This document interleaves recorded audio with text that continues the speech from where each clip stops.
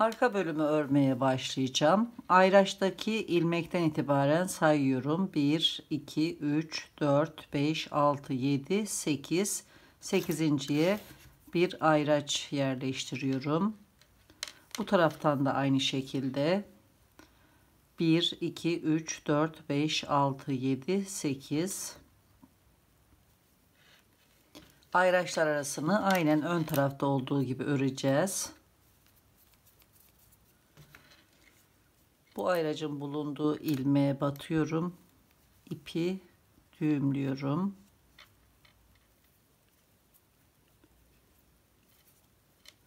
Üç zincir çekiyorum. Aynı yere batıp 3 zincir çekelim. 1, 2, 3. Sırayla her ilmeğe batarak ikili trabzanlar örüyorum. 39 trabzan öreceğim.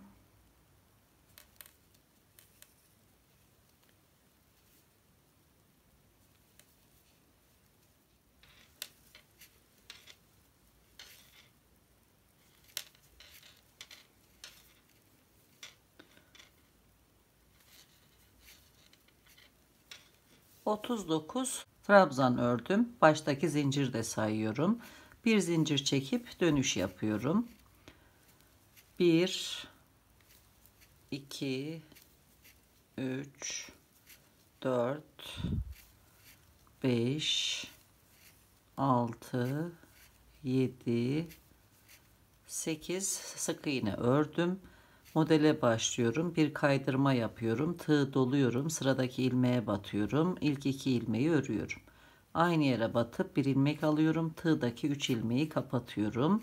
Sıradaki ilmeğe batıp kaydırma yapıyorum. Aynı şekilde devam ediyorum.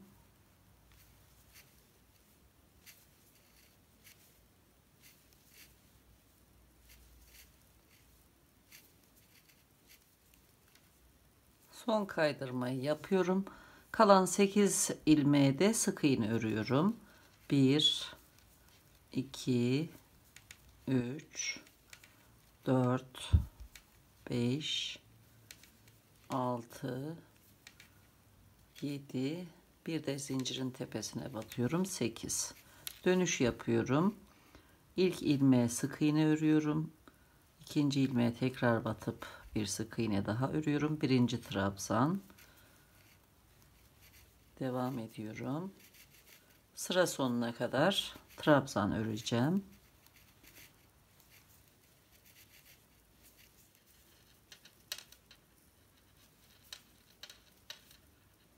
Sıra sonuna geldim. Son trabzanı ördüm. Bu şekilde örgümüzü sürdürelim. İlik için 2 parça halinde örmeye başladığımız sırada tekrar birlikte olacağız.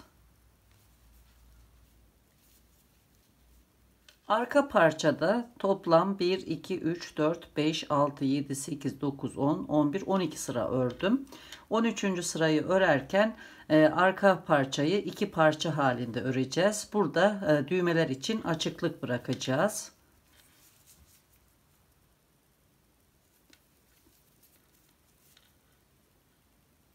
Önce 8 ikili trabzan örüyorum.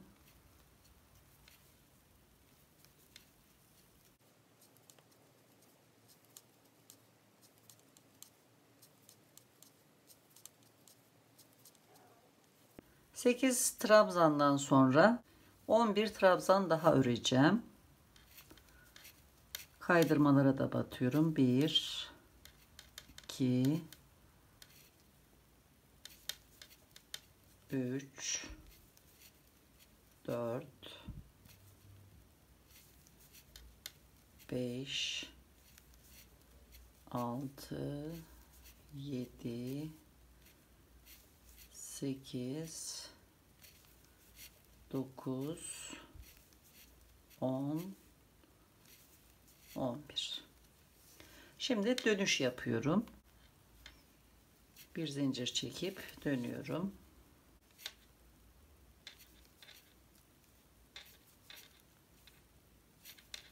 Kaydırma yapıyorum. Devam ediyorum.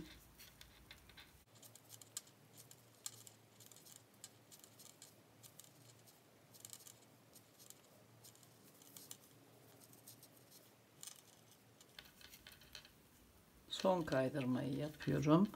1 2 3 4 5 6 7 8 ilmeğe batıp sık iğne örüyorum.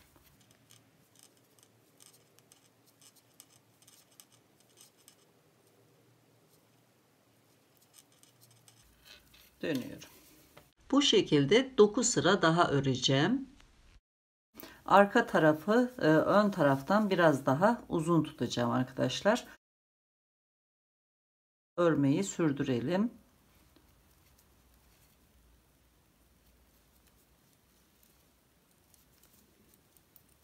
Sağ tarafı tamamladım. Burada ayırdıktan sonra 1 2 3 4 5 6 7 8 9 10 11 sıra ördüm.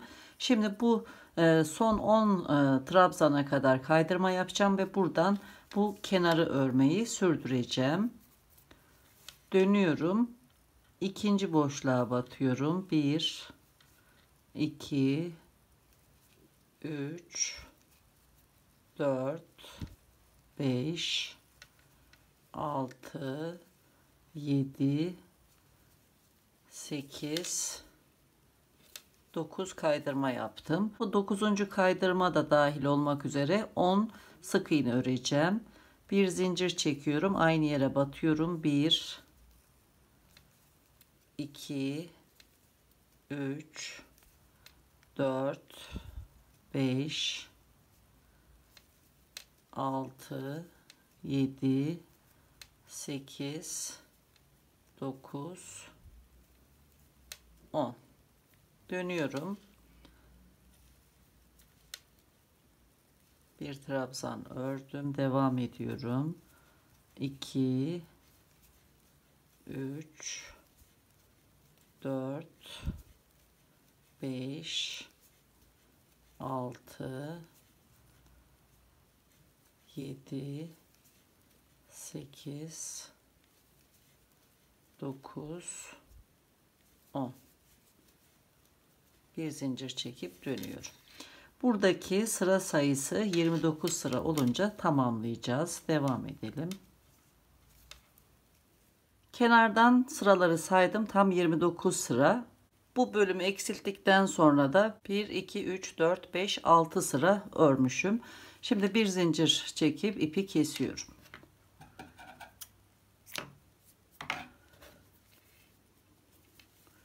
Aynı şekilde bu tarafı öreceğim. Bir ilmek atlıyorum. Bu ilmekten batıyorum. İpi sabitliyorum. Aynı yere batıyorum. 1 2 3 zincir çekiyorum. Sırayla ilmeklere batarak trabzanlar örüyorum. Sıra sonuna kadar örelim.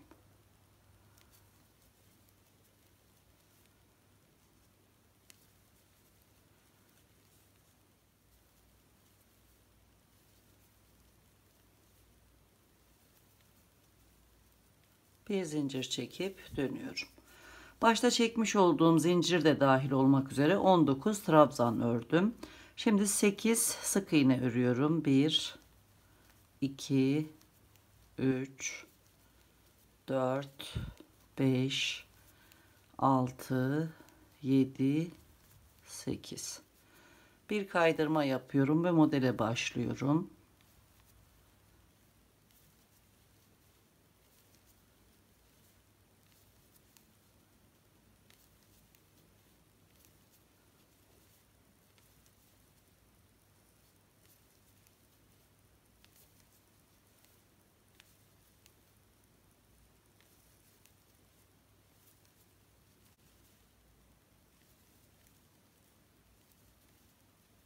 Son çıkıntıyı ördüm. Zincirlerin tepesine batıp kaydırma yapıyorum.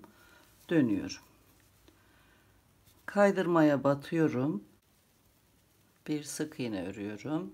Sık iğnenin sol taraftaki ilmeğine batıp bir sık iğne daha örüyorum. Birinci trabzan, devam ediyorum. Sıra sonuna kadar hem kaydırmalara hem de arka taraftaki bu ilmeklere batarak trabzanlar örüyorum.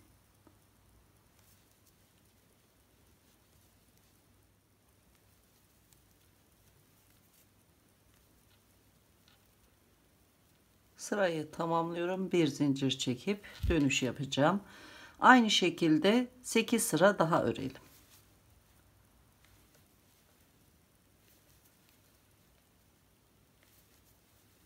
Bu bölümü tamamladım. Şimdi kenar uzantısını öreceğim.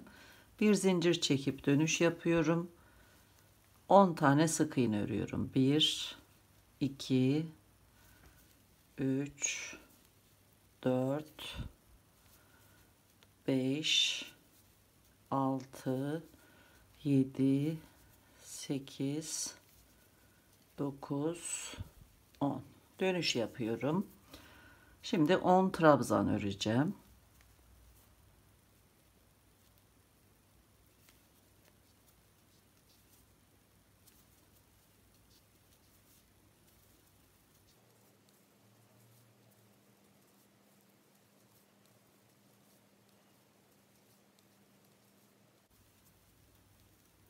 Bir zincir çekip dönüş yapıyorum.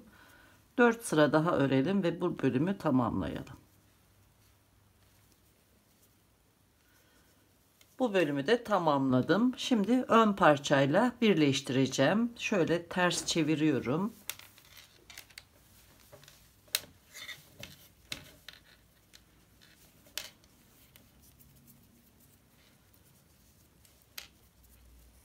İki kenarı sık iğne örerek birleştireceğim. İlk ilmeğe batıyorum. Diğer parçada da ilk ilmeğe batıyorum. Bir ilmek çıkartıyorum, sık iğne örüyorum. Sırayla sıra sonuna kadar bu şekilde örelim.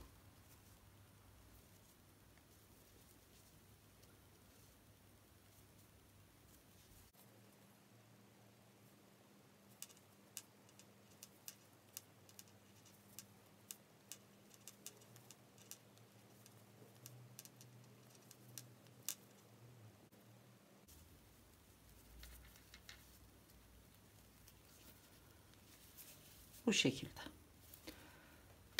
İpi kesiyorum. Aralardan yürüterek temizliyorum. Daha ince uçlu bir tığ kullanıyorum.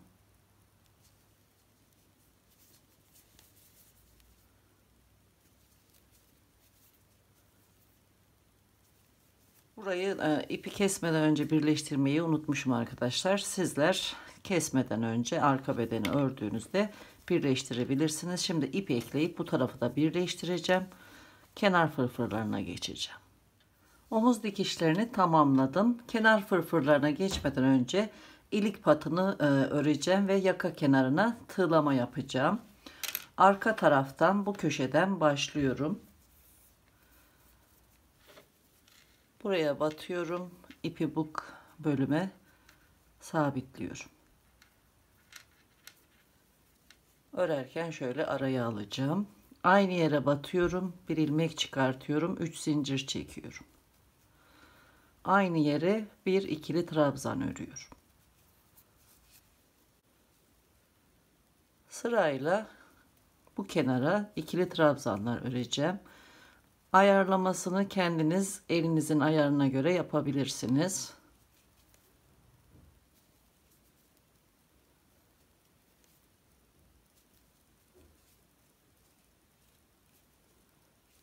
Şu şekilde devam ediyorum.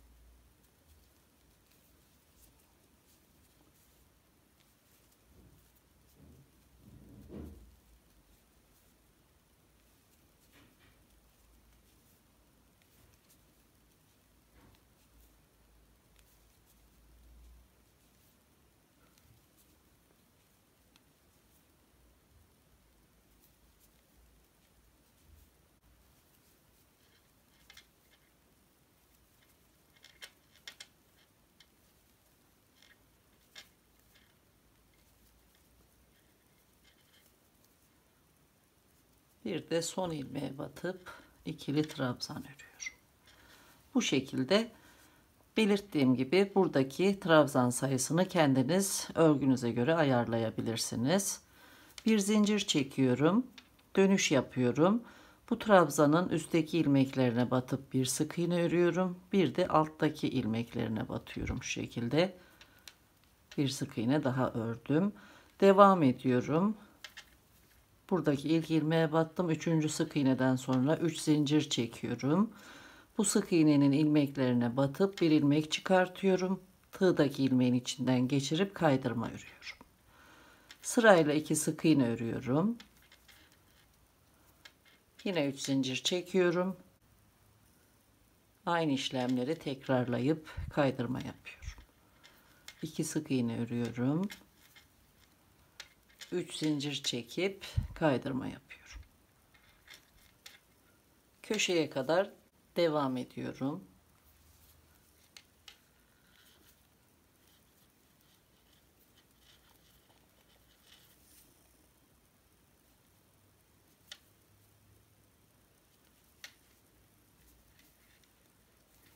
Bir sık iğne ördüm. Köşeye geldim. Köşeye batıp bir ilmek alıyorum. Bir de yan duvardaki ilk ilmeğe batıp bir ilmek alıyorum. Üçünü birlikte örüp dönüş yapıyorum. Bir ilmek daha alıp sık iğne örüyorum. Buraya 3 zincir çekip kaydırma yapıyorum. Köşe dönüşlerini bu şekilde yapacağız. Devam ediyorum. 2 sık iğne örüyorum. 3 zincir çekiyorum, kaydırma yapıyorum.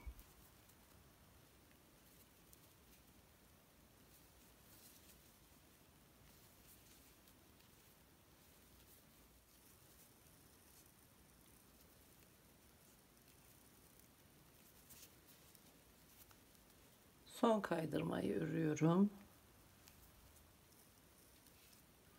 Köşeye batıyorum. Bir sık iğne örüp sırayı tamamladım. 3 zincir çekiyorum. Son battığım yere batıp ikili trabzan örüp dönüş yapıyorum. Buradan yine trabzan sayısını ayarlayarak aşağı kadar ikili trabzanlar örüyorum.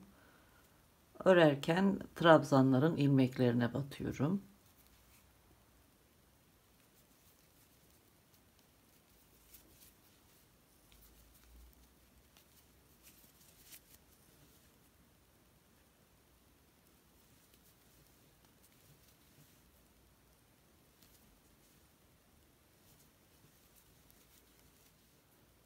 Köşeye batıp son trabzanı örüyorum. Bir zincir çekiyorum. Biraz fazla ip bırakıp ipi kesiyorum. Bu bölümü dikerek ayarlayacağım.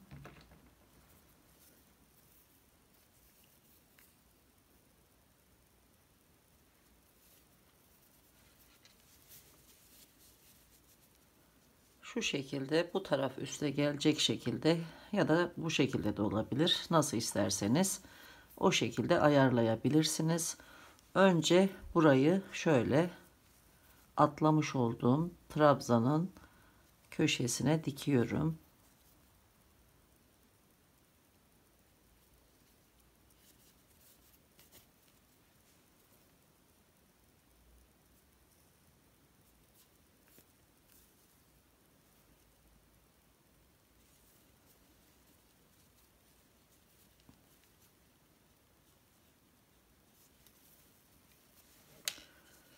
Daha sonra bu alt köşeyi tam bu trabzanların üstüne gelecek şekilde şöyle yerleştiriyorum.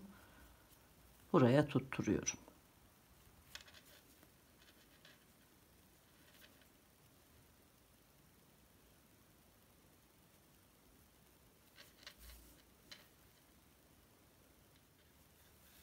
Yaka kenarını ve ilik patını tamamladım. Bu şekilde üst üste gelecek. Şimdi kenar fırfırlarını örebiliriz. Kol açıklık kenarına fırfır örmeye başlayacağız. Fırfırı ben 6 numaralı 3,5 milimetrelik tığla öreceğim. Biraz elim sıkı olduğu için daha dökümlü olmasını istiyorum fırfırın. Köşeden batıyorum şu şekilde. İpimi alıyorum. ve bu köşeye sabitliyorum.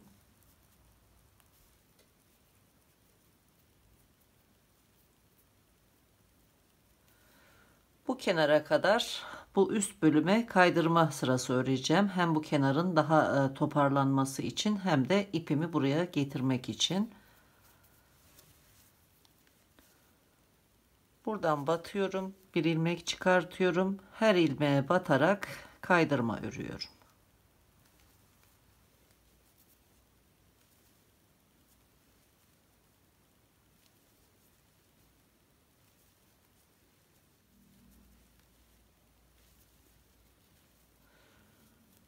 Son 2 ilmek kaldı. İlk ilmeğe batıyorum. Kaydırma yaptıktan sonra tığ doluyorum.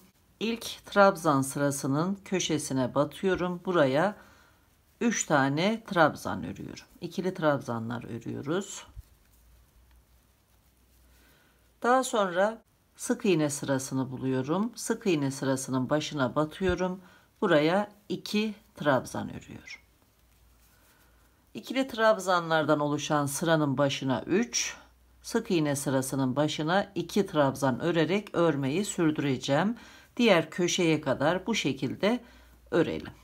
Şimdi trabzanların bulunduğu sıraya 3 trabzan örüyorum.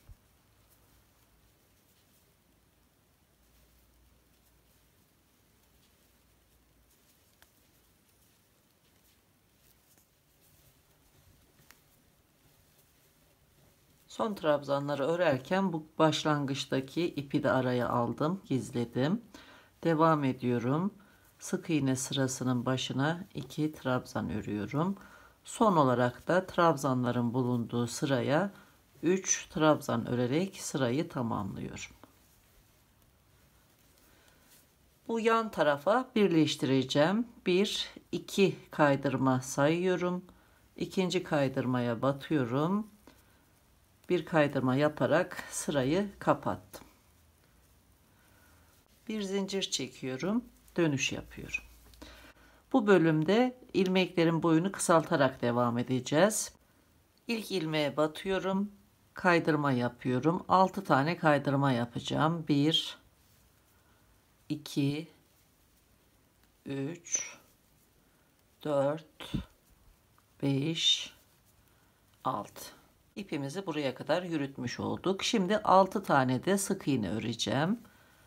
1 2 3 4 5 6. Bu altıncıya bir ayraç yerleştiriyorum. Dönüşte sık iğnelerin birinci ilmeğini işaretlemiş oldum. 6 tane de yarım trabzan örüyorum. Tığın başını doluyorum. Devam ediyorum. 1 2 3 4 5 6. Buraya da bir ayraç yerleştiriyorum.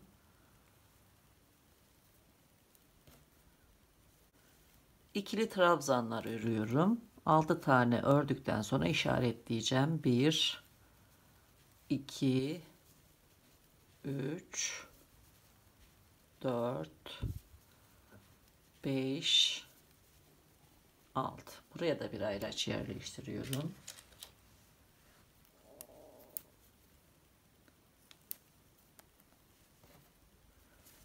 Bundan sonra devam ediyorum. Bu bölüme kadar gelelim. 25. ilmeğe batınca, yani buradan 25. ilmeğe gelince tekrar birlikte olacağız. Burayı da sayıp işaretleyeyim. Birinci ilmekten itibaren 1 2 3 4 5 6 7 8 9 10 11 12 13 14 15 16 17 18 19 20 21 22 23 24 25.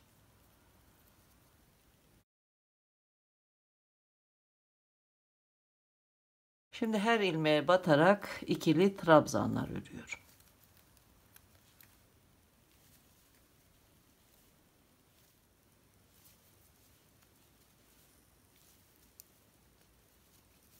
Diğer tarafta işaretlediğim ilmeğe kadar ördüm.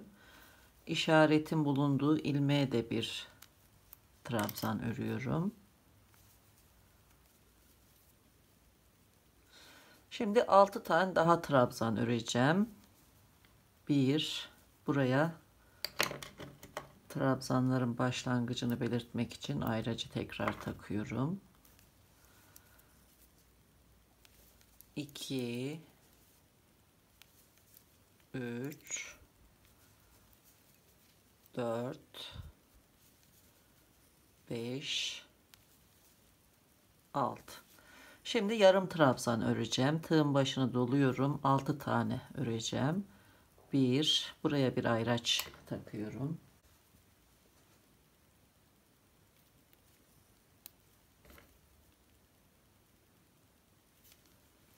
Devam ediyorum. 2, 3, 4, 5, 6. Buraya da bir ayraç takıyorum. Şimdi sık iğne öreceğim 6 adet. 1, 1, 2, 3, 4, 5, 6. Burada çıkıntı oluşmaması için buraya batıp bir kaydırma yapıp dönüş yapıyorum. Buradan ikinci ilmeğe batıyorum, kaydırma yapıyorum. Burada çıkıntı oluşmaması için. Bu ayraca kadar kaydırma yapmayı sürdürüyorum. Bu ayracın bulunduğu ilmekten itibaren 6 sık iğne örüyorum. 1, 2, 3, 4, 5, bir de bu ayracın bulunduğu yere örüyorum. 6. Buraya da tekrar ayracı yerleştiriyorum. Şimdi yarım trabzanlar öreceğim. 6 tane yarım trabzan örüyorum. 1, 2, 3, 4, 5, bir de bu ayracın bulunduğu yere örüyorum. 6. Şimdi ikili trabzanlar örmeye başlıyorum. 1, tekrar buraya bir ayraç yerleştiriyorum.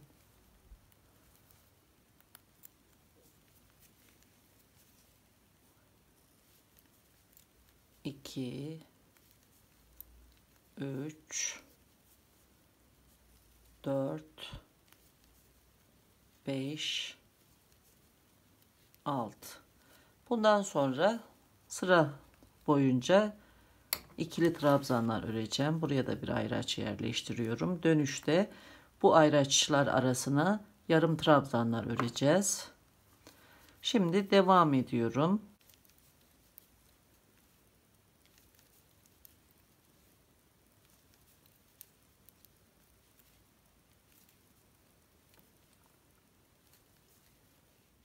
Diğer kenara geldim. Bu iki ayraç arasında 6 ikili trabzan örmüştük. Şimdi bu bölüme yarım trabzanlar öreceğiz. 1, 2, 3, 4, 5, 6. Yarım trabzanların üzerine de sık iğne öreceğim. 1, buraya ayracı tekrar yerleştiriyorum ilk sık iğnenin ilmeğine. 2, 3, 4, 5, 6. Sıradaki ilmeğe batıp kaydırma yapıp dönüyorum. Bu ayrıca kadar olan ilmeklerin üzerine kaydırma yaparak geri dönüyorum. İpi buraya getireceğim.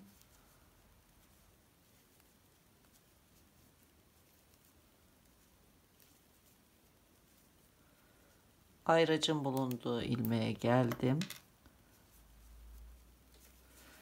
Burada 6 yarım trabzan örmüştük. Şimdi bu yarım trabzanların üzerine 6 sık iğne öreceğim.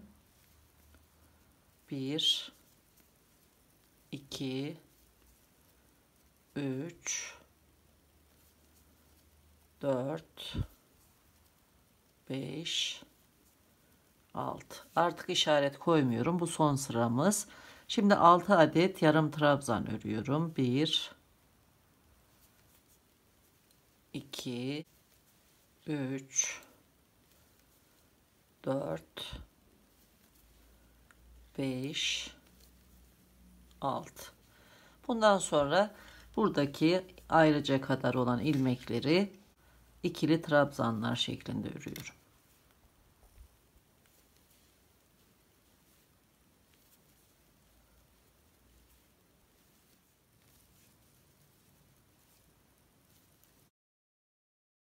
Ayrıca kadar ördüm. Bu iki ayraç arasındaki ikili trabzanların üzerine yarım trabzanlar öreceğim.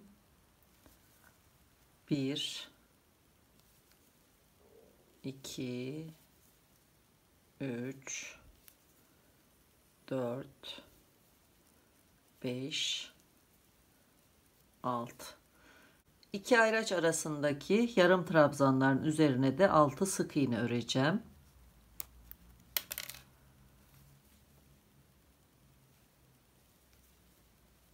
Bir,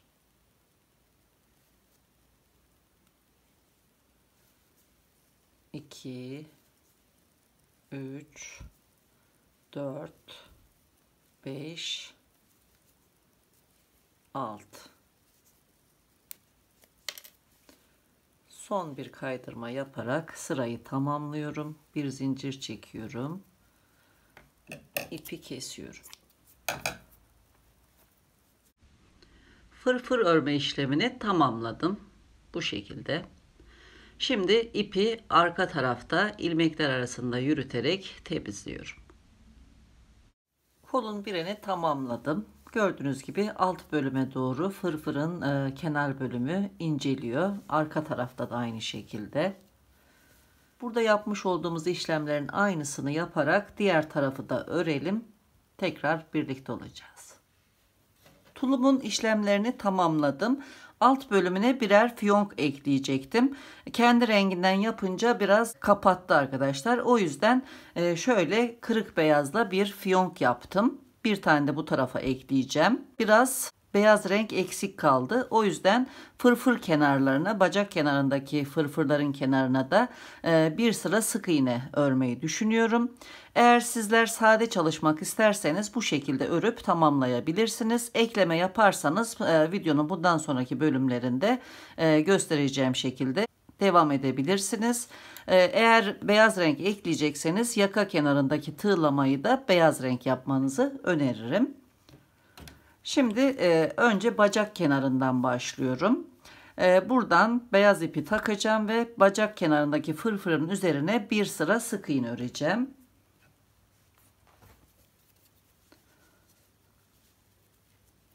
Zincirin tepesine batıyorum.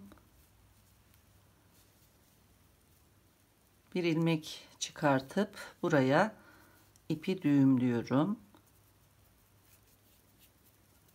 Daha sonra bu fazlalık ipi araya alacağım. Bir zincir çekiyorum. Sırayla ilmeklere batarak sık iğne örüyorum.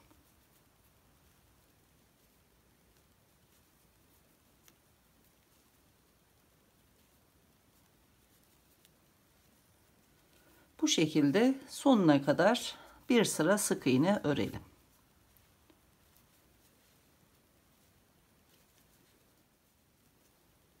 Son ilmeğe batıyorum. Son sık iğneyi örüp ipi kesiyorum.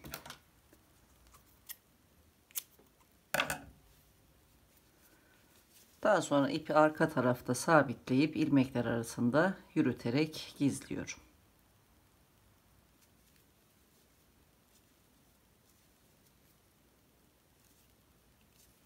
Bacak kenarındaki fırfırın etrafına bir sıra beyaz renkle sık iğne ördüm. Aynı şekilde bu tarafı da öreceğiz. Şimdi burayı da göstermek istiyorum. Kol kenarındaki fırfırların etrafına da bir sıra sık iğne öreceğiz beyaz renkle. İpi alıyorum. Kolun altından buradan başlayacağım. Devam edeceğim. Buraya fırfırlara başlarken kaydırma örmüştük. Köşedeki ilmeğe batıyorum. İpi çıkarıp buraya bir düğüm atıyorum. Yine aynı yere batıyorum. Bir ilmek alıyorum. Bir zincir çekiyorum. Kaydırmaların tepesine batıyorum. İlmek çıkartıyorum ve sık iğne örüyorum. Bu arada bu fazlalık ipi de araya alıp gizliyorum. Köşeye kadar sık iğne örelim.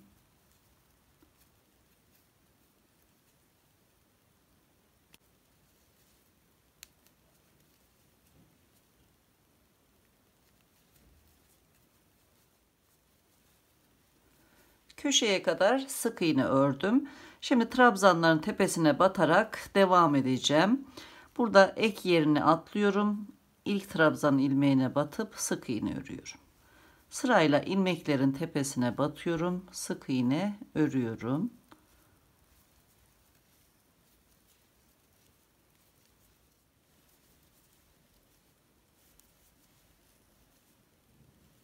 Son sık iğneyi ördüm. İpi kesiyorum.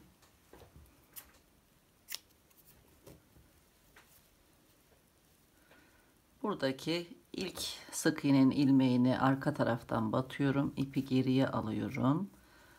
Buradan yine ipin çıktığı ilmeğe arka taraftan batıyorum.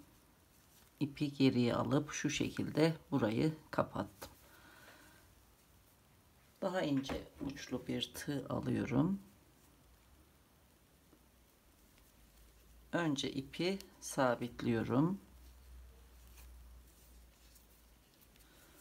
Daha sonra ilmekler arasından yürüterek gizliyorum.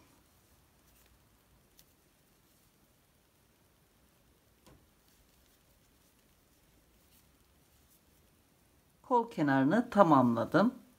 Aynı şekilde bu bacak kenarındaki ve kol kenarındaki fırfırların üzerine de bir sıra sık iğne örelim. Fiyonklardan birini diktim, ikinciyi de birlikte dikeceğiz arkadaşlar. Fiyongun nasıl yapıldığını anlatan videonun linkini ekranın sağ üst köşesine bırakacağım. Buradan faydalanabilirsiniz. Ayrıca açıklamalar bölümüne de ekleyeceğim. Üst bölümü örmeye başladığımız ilk sıradaki 10 trabzanı buluyoruz. 5 tane sayıyoruz kenardan. 1, 2, 3, 4, 5. Bu 5. trabzandan sonra alttan batıyoruz tığla. İpin bu taraftaki ucunu geriye çekiyoruz. Aynı şekilde trabzandan sonra batıyoruz.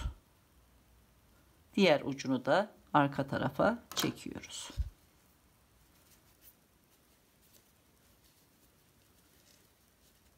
Şu şekilde yerleştirdikten sonra iplerin uçlarını birbirine bağlıyoruz sıkı bir şekilde.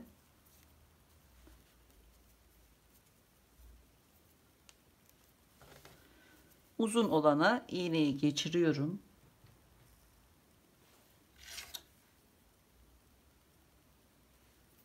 Ve dikerek buraya sıkıca tutturacağım.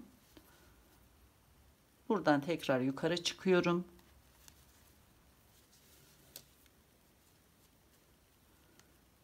Fiyonku şu şekilde dikerek buraya tutturuyorum.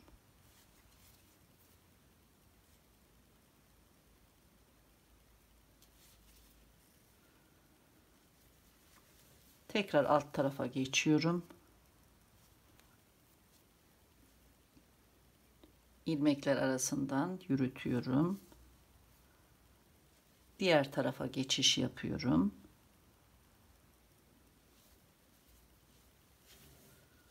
Bu tarafı da aynı şekilde tutturuyorum.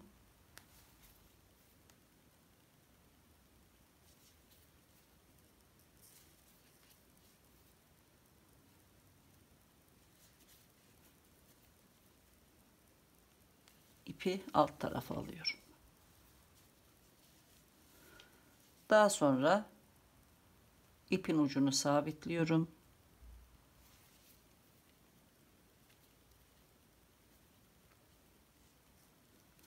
İlmekler arasında yürüterek gizliyorum.